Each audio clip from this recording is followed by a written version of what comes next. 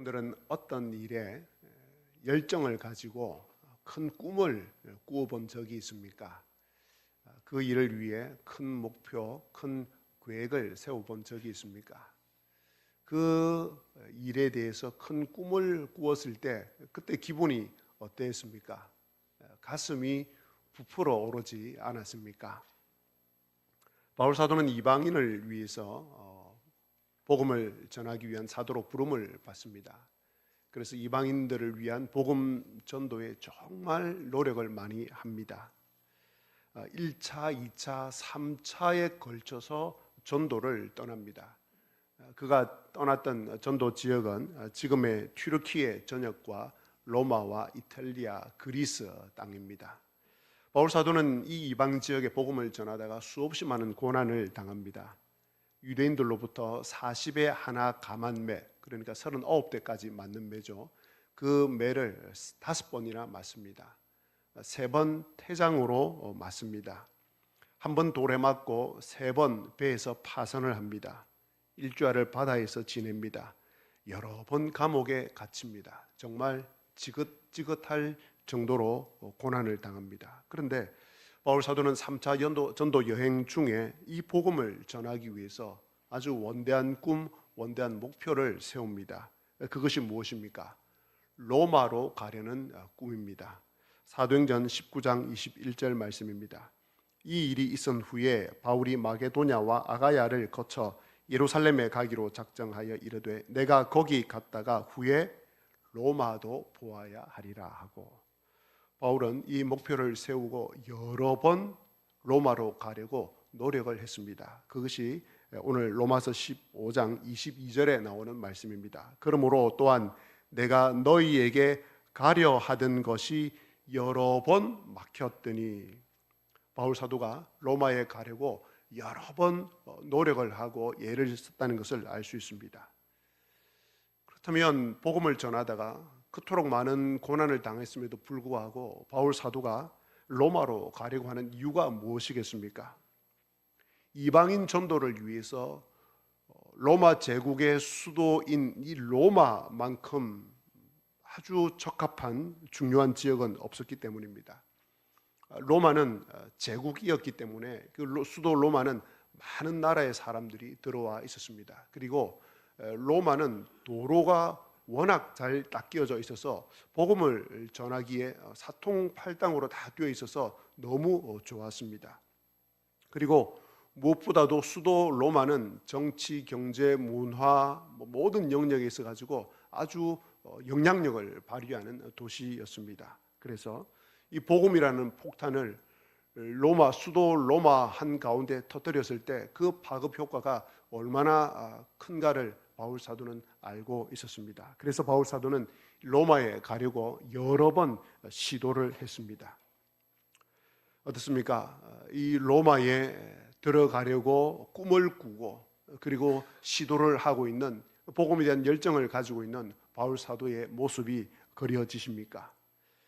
그가 이렇게 할 수 있었던 것은 다메섹에서 부활하신 예수 그리스도를 만났기 때문입니다. 또한 천국이라고 일컬어지는 그 당시 고대인들의 세계관에 따라서 삼층천이라고 하는 그 세 번째 하늘에 올라가서 아주 기이한 일을 본 경험이 있기 때문입니다. 또한 예수님을 의지하여서 수많은 기적을 행하였던 경험이 있기 때문입니다.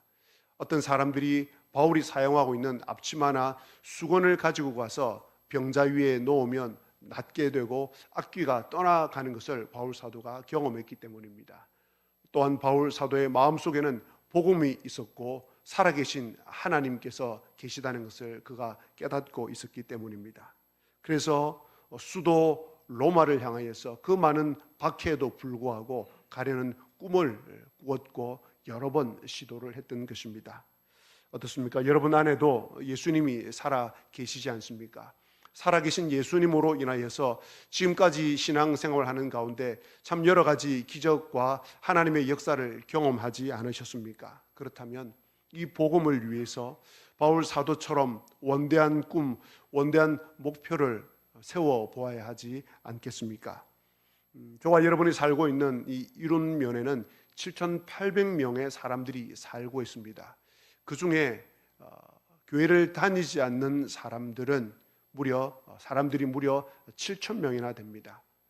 우리 지세포에 이룸면에 7,800명 가운데 우리 지세포에는 5,000명의 사람들이 살고 있습니다. 예수님을 믿지 않는 사람들이 이룸면 전체에 7,000명이나 된다는 것은 우리에게 좀 경각심을 가지게 해 줍니다. 이 믿지 않는 7,000명의 사람들을 앞에 놓고 복음을 위해서 원대한 꿈, 원대한 목표를 한번 세워 보시지 않겠습니까? 물론 원대하지 않아도 됩니다. 한 사람을 위해서 목표를 세우고 그분을 위해서, 그분의 구원을 위해서 노력하면 좋겠습니다. 가장 손쉽게 할 수 있는 것이 내 전도 대상자의 이름을 한번 적어보는 것입니다. 그 이름을 적어서 내 거실에, 식탁에, 책상 위에 두는 것입니다. 그리고 그 명단을 보면서 늘 기도하는 것입니다. 참 놀라운 일 중에 하나는 머릿속으로 생각하는 것과 한번 적어보는 것은 많은 차이가 있다고 합니다.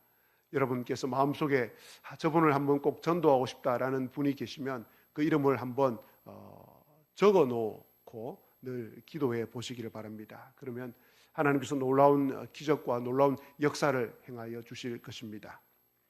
자, 그런데 바울 사도는 이런 꿈을 가지고 로마에 가려고 했지만 여러 번 길이 막힙니다. 22절에 그러므로 또한 내가 너희에게 가려 하던 것이 여러 번 막혔더니, 자 보십시오. 복음 전파를 위한 바울 사도의 꿈이 얼마나 대단했습니까? 게다가 이 복음을 위해서 목숨을 걸지 않습니까? 그러면 하나님께서는 로마로 가려고 하는 바울 사도의 이 길을 열어주어야 하지 않겠습니까? 그런데 바울 사도가 로마에 가려고 시도할 때마다 길이 막힙니다. 또 여러 가지 일이 터집니다. 그럴 때마다 바울 사도가 그 길을 열어달라고 하나님께 얼마나 기도했겠습니까? 그런데 길이 열리지 않습니다. 하나님께서 바울 사도의 기도를 들어주지 않습니다. 왜냐하면 하나님께서는 바울 사도와는 다른 계획이 있었기 때문입니다. 바울 사도가 생각하고 있는 로마에 가려고 하는 그 때와 하나님께서 보내시려고 하는 그 때가 서로 달랐기 때문입니다. 또한 바울 사도가 가려고 하는 방법과 그리고 하나님께서 보내시려고 하는 방법이 달랐기 때문입니다. 여러분들도 잘 아시듯이 나중에 바울 사도는 죄수의 몸이 되어서 로마를 향해 나아갔던 것을 우리는 잘 알고 있습니다. 자, 그런데 이제 바울 사도가 여러 번 길이 막히자 이제 서바나로 갈 때에 로마 성도들에게 가려고 한다고 이 편지를 쓰고 있습니다. 서바나는 지금의 스페인입니다. 바울 사도가 로마에 가서 복음을 전하겠다는 그 꿈을 꾼 뒤에 여러 번 시도를 하는 가운데 로마에 교회가 있다는 소식을 로마로부터 온 성도를 통해서 듣게 됩니다. 그래서 로마에는 이미 교회가 세워져 있기 때문에 바울 사도가 가지고 있는 그 선교에 대한 전략, 즉 다른 사람이 터를 세운 곳에는 내가 터를 세우지 않겠다고 이야기를 한 그 선교 전략을 따라서 이제는 로마의 선교를 가지 않고 서바나로 가려고 합니다.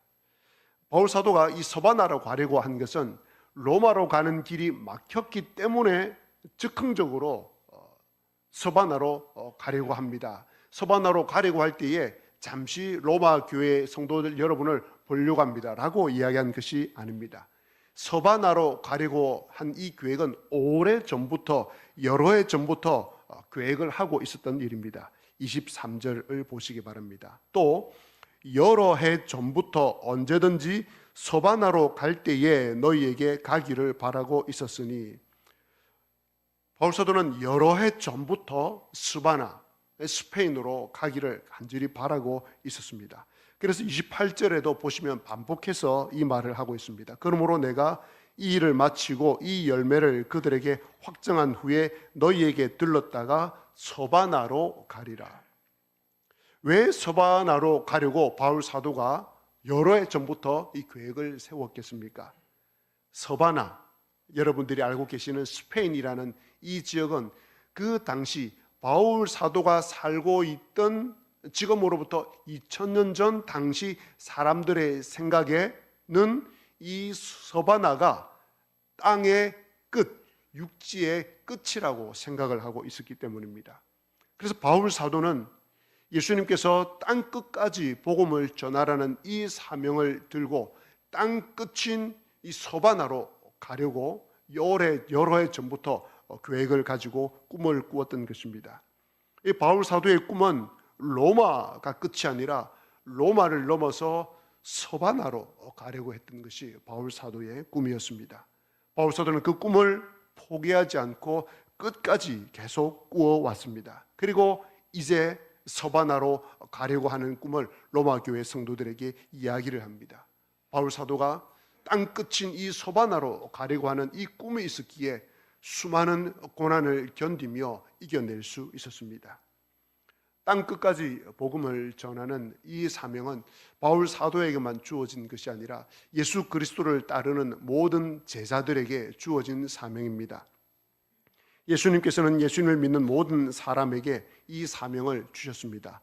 마태복음 28장 19절 예수님의 마지막 명령입니다. 그러므로 너희는 가서 모든 민족을 제자로 삼아 아버지와 아들과 성령의 이름으로 세례를 베풀고 내가 너희에게 분부한 모든 것을 가르쳐 지키게 하라.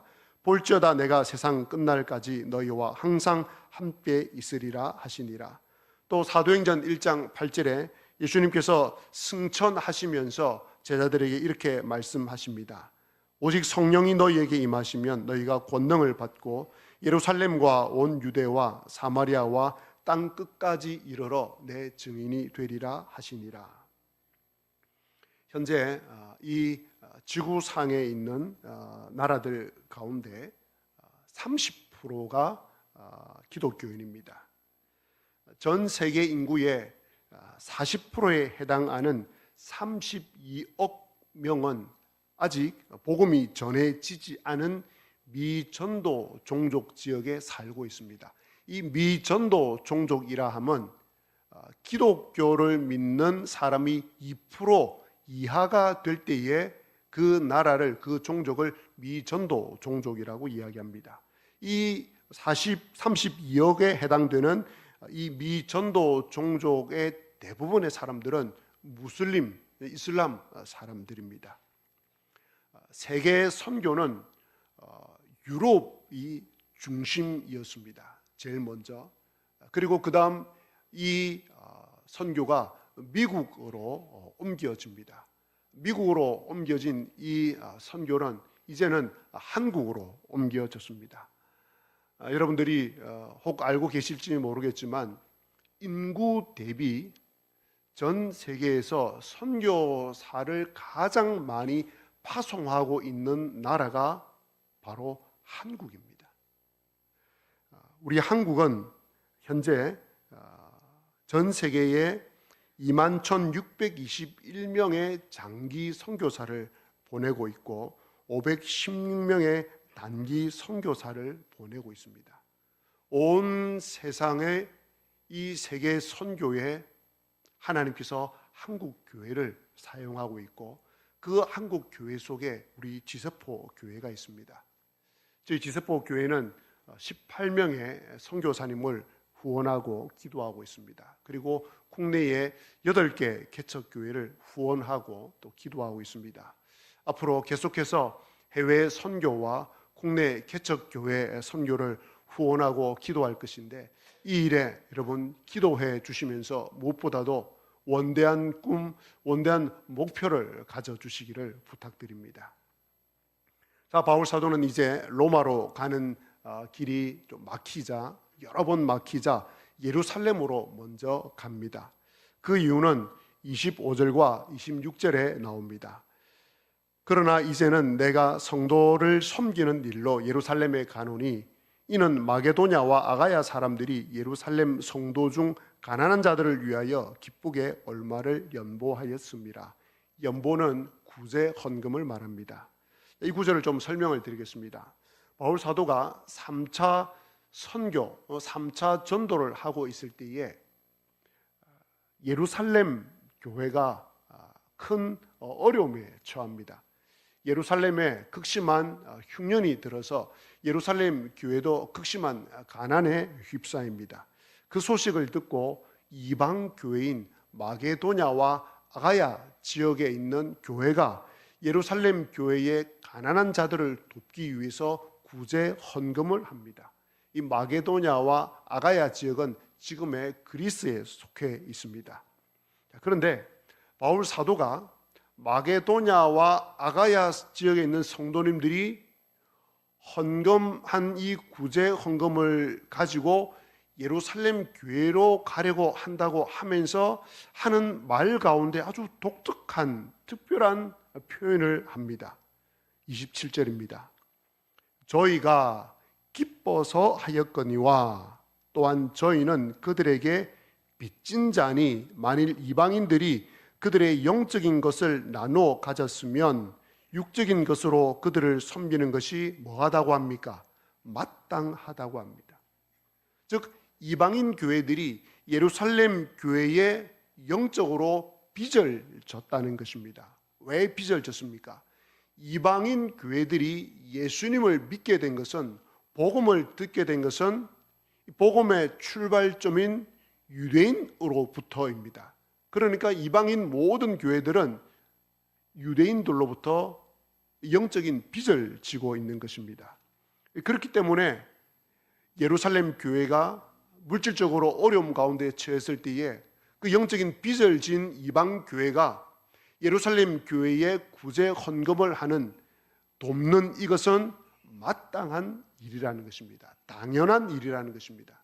즉 영적으로 빚을 진 교회, 영적인으로 빚을 진 사람이 그 빚을 갚는 것은 당연한 일, 마땅히 해야 될 일이라는 것입니다.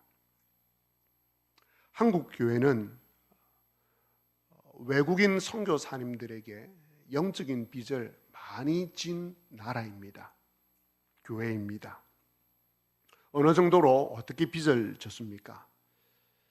몇 분만, 많은 빚 가운데 몇 가지 빚만 말씀을 드리겠습니다.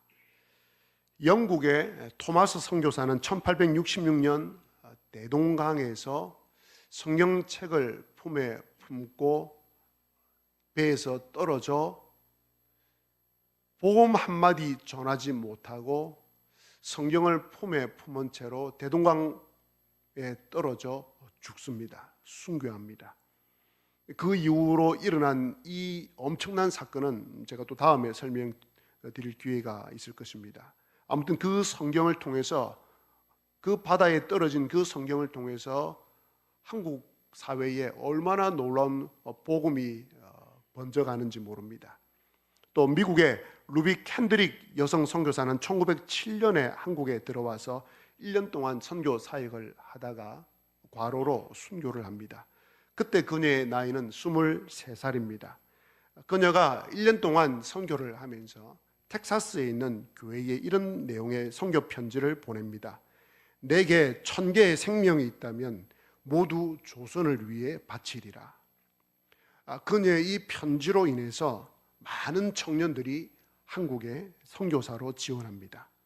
미국의 하디 선교사는 1890년 의사 부부로 한국에 들어옵니다. 하디 선교사는 선교를 하다가 예배 시간에 공개적으로 자신의 죄를 회개를 합니다. 그 회개로 인하여서 평양에 대부흥이 일어나게 됩니다. 그러나 그의 셋째 딸 마리는 태어난 지 하루 만에 죽었고 또 넷째 딸은 자라다가 6살에 죽습니다. 헐버트 선교사는 1886년 23살에 우리 조선에 들어와서 한국 교육의 선구자가 됩니다. 그는 고종 황제의 외교 고문을 맡아서 조선의 독립을 위해서 싸웠고 헤이그에서 조선의 독립성을 주장했던 사람이었습니다. 그는 이런 유명한 유언을 남겼습니다.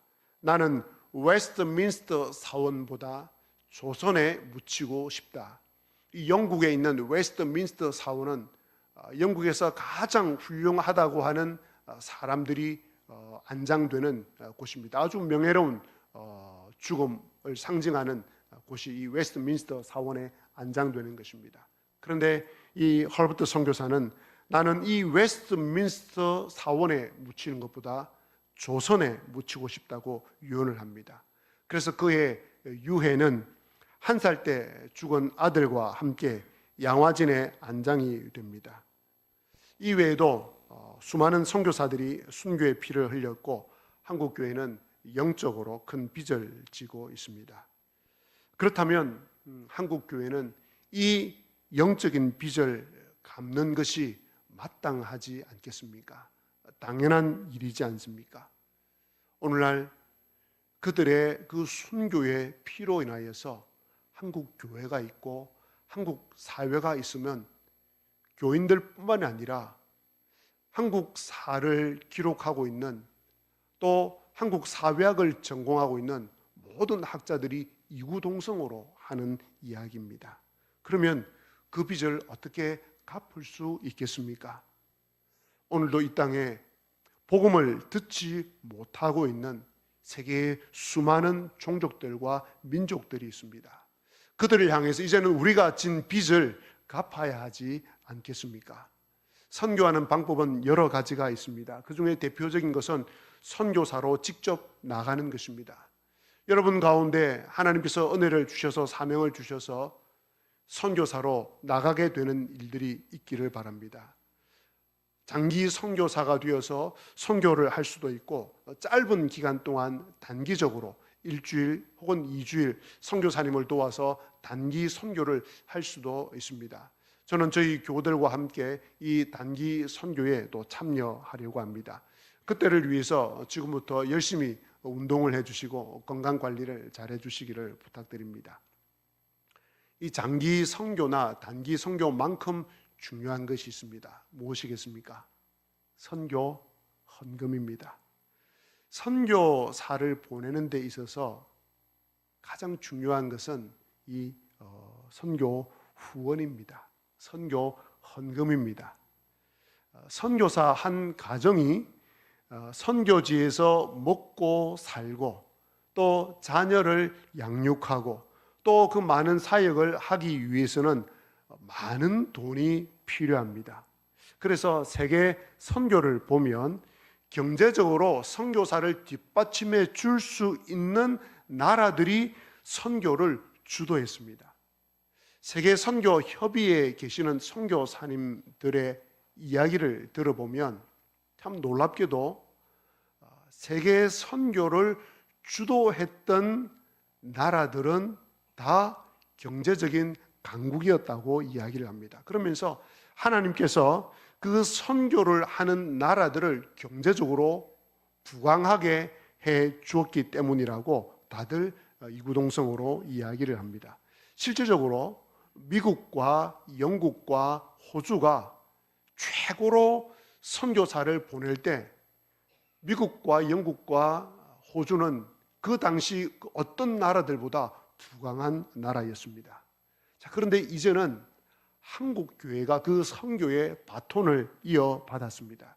그리고 그 한국 교회 안에 있는 지세포 교회가 그 선교의 바톤을 이어받았습니다.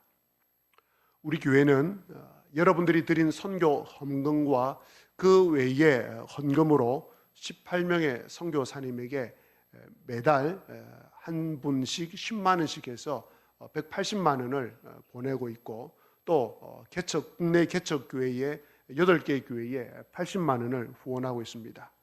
저는 저희 교회가 더 많은 선교사님들과 개척교회를 후원하고 기도하는 일에 쓰임을 받았으면 좋겠습니다. 개인적으로 기도하는 것은 하나님 우리 지세포교회가 100명의 선교사님을 후원하고 또 100개의 개척교회를 후원할 수 있는 교회가 되었으면 좋겠습니다 라고 기도하고 있습니다. 우리끼리 잘 먹고 잘 쓰는 교회가 아니라 선교사님들을 살리고 어려운 개척교회를 살리는 교회가 되었으면 좋겠습니다. 하나님 보실 때에 참 귀하다 싶을 만큼 우리 스스로 생각할 때 좀 너무 과한 것 아니야?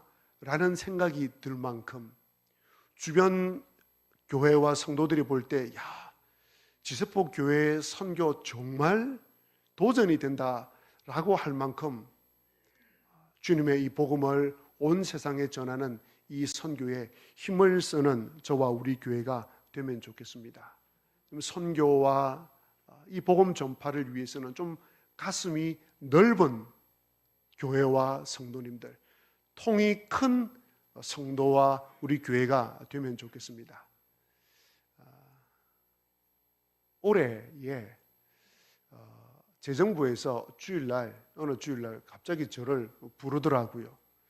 그래서 무슨 일인가 싶어서 재정부에 제가 갔더니 목사님 굉장히 거액의 선교 헌금이 들어왔다고 제게 이렇게 이야기를 하는 것입니다. 혹시 목사님 어찌된 사연인지 혹시 미리 알고 계시는 부분이 있습니까? 저는 전혀 모른다고. 그래서 얼마인지 이렇게 보니까 꽤 높은 금액이더라고요. 그래서 누가 했는지 이렇게 선교 헌금 그 봉투를 이렇게 보니까 이름이 안 적혀 있어요. 무명으로 드렸더라고요. 제가 그날 참 뭉클했습니다. 하나님께서 참 그분을 귀하게 쓰시기도 하고 우리 교회를 귀하게 쓰시기도 하고 참 하나님께서 선교를 향한 마음을 여전히 갖고 계시는구나라는 생각을 제가 했습니다. 저는 여러분들께서 드리는 헌금이 매주마다 드리는 헌금이 얼마나 귀한지 조금 알고 있습니다.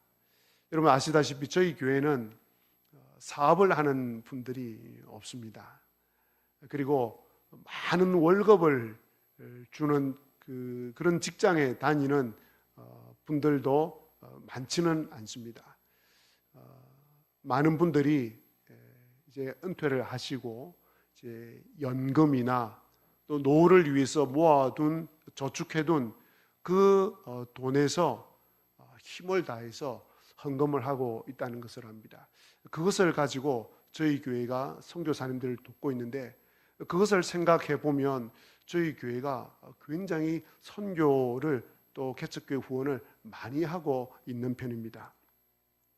그래서 여러분들 선교 헌금을 또 드리시고 그 헌금을 내시는 것에 대해서 자부심을 가져도 됩니다. 저희 교회 주보를 다른 교회에서 보시고 늘 이렇게 이야기를 합니다. 이렇게 선교를 많이 하세요 라고 할 때마다 저는 약간 뿌듯하면서도 좀 더 했으면 좋겠는데 라는 생각이 들기도 합니다. 그래서 여러분들 자부심을 가지시고 우리 하나님께 이렇게 말씀하셔도 됩니다. 하나님, 제 떡 보고 계시는 것 아시죠? 이렇게 말입니다. 선교 헌금만큼 아니 그 이상으로 중요한 것이 또 하나 있습니다. 바로 선교를 위한 기도입니다. 선교사님들 모두가 하나같이 하는 말이 있습니다. 선교에 있어서 가장 중요한 것은 선교사도 아니고 선교 후원금도 아니고 뭐라고요? 기도라고 이야기합니다. 정말 뼈저리게 느낀다고 이야기를 합니다. 그래서 후원하는 교회가 이 후원 선교사님들을 위해서 기도해 주는 이 기도가 자기들이 나가 있는 최전선에 나가 있는 선교사들 자신들보다 더 앞서 있다라고 저희들에게 늘 이야기를 합니다. 선교에 있어서 기도 후원이 얼마나 중요하고 얼마나 대단한지 모릅니다. 저희 교회는 각 구역에 2분의 선교사님들이 배정되어 있습니다. 배정된 선교사님들을 위해서 늘 기억하시고 기도해 주시기 바랍니다.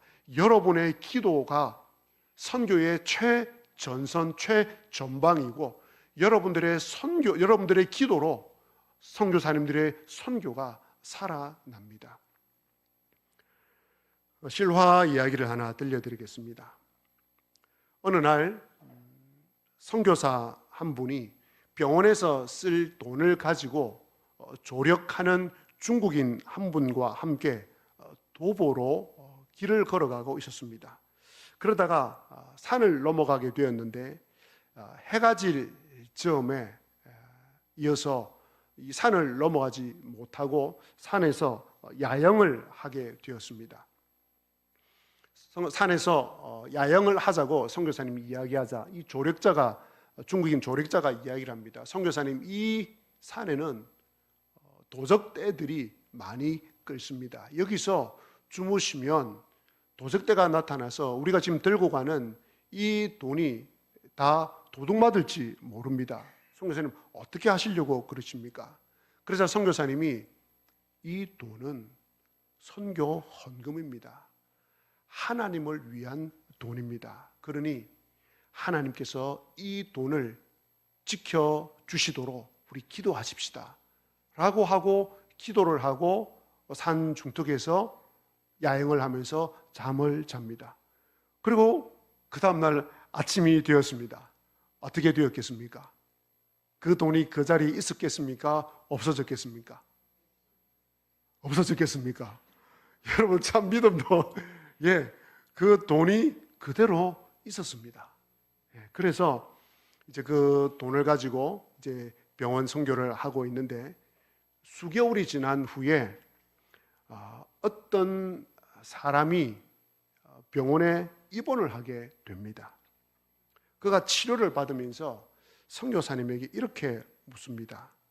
선교사님 얼굴을 보면서 당신은 혹시 얼마 전에 이런저런 도시로 가서 그 돈을 가지고 온 적이 있습니까? 선교사님이 예, 있습니다. 혹시 그때 당신이 호위병들과 함께 그 조그마한 산에서 야영을 했었습니까? 예, 야영을 했습니다. 그런데 우리는 호위병을 데리고 있지 않았습니다. 그래서 이 입원한 사람이 사실은 산적 두목이었던 것입니다. 이 산적 두목이 대답을 합니다. 아니, 분명히 당신 옆에 호위병들이 분명히 있었습니다. 우리가 당신 곁으로 가서 돈을 약탈하려고 했는데 이 27명이나 되는 호위병들이 당신 주변에 있어서 결국 돈을 약탈하지 못했습니다 라고 이야기를 하는 것이었습니다. 얼마 후에 이 선교사님이 중국을 떠나서 영국에 와서 선교 보고를 하는 시간이었습니다. 이 이야기를 선교 보고 가운데 성도들에게 들려주었습니다. 그런데 그 집회에 참석했던 어떤 성도가 선교사님에게 이렇게 말을 했습니다. 선교사님이 말하는 그날 밤 우리가 선교사님을 위한 기도 집회를 가졌습니다. 제가 그날 일기장에 그 날을 써놓았기 때문에 분명히 기억하고 있습니다. 그런데 그 날 기도회에 참석했던 사람들의 숫자가 27명이었습니다 라고 울면서 이제 이야기를 하는 거였어요. 감동을 해가지고. 여러분, 바울 사도는 이 복음에 대한 꿈을 가지고 땅 끝인 서바나로 가려는 꿈을 여러 해 전에 세워서 이제 서바나로 갈 것이라는 이 계획을 로마 교회 성도들에게 이야기합니다. 근대 선교의 아버지라고 불리는 인도의 선교사님인 윌리엄 캐리가 있습니다. 윌리엄 캐리가 선교사로 인도로 나갈 때 많은 사람들이 반대를 했습니다. 그러자 윌리엄 캐리가 그 반대를 무릅쓰고 사람들에게 들려주었던 유명한 말이 있습니다. 어떤 말인지 우리 같이 한번 읽어보도록 하겠습니다. 같이 한번 읽겠습니다.